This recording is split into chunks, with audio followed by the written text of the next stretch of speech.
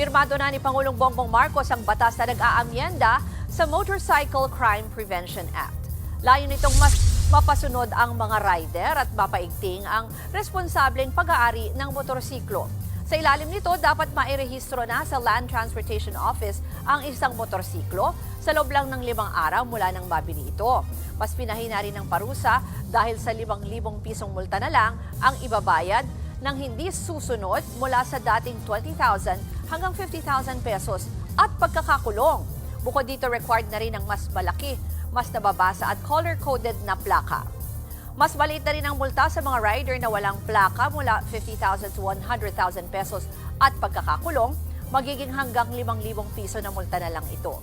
Para naman sa tampering at misuse ng plaka, maaaring maharap ang lumabag sa 6 na buwan hanggang 2 taong pagkakakulong at multang hanggang 10,000 piso. Ayon sa Grupong Motorcycle Federation, bagamat masaya sila sa mga amyenda, hindi raw ito sapat para mapigilan ang mga krimeng kinasasangkutan ng mga motor. Dapat daw ay isang malinaw at madaling tandaang police hotline para naman sa mga magsusumbong. Naisabatas na ang panukalang paigtingin ang pag-aalaga sa mga batang edad 5 taong gulang pababa.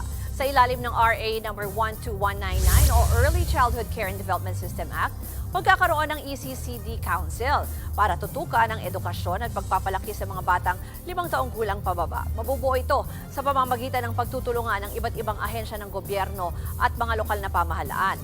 Layon daw nitong masuportahan ang child development at maihanda ang mga bata sa formal schooling. Sakop din ito ang children with disabilities. Mga kapatid, ako po si Ruth Cabal.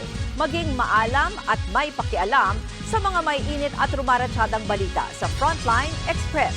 Para maging updated sa balitaan, mag-subscribe lang sa social media pages ng News 5.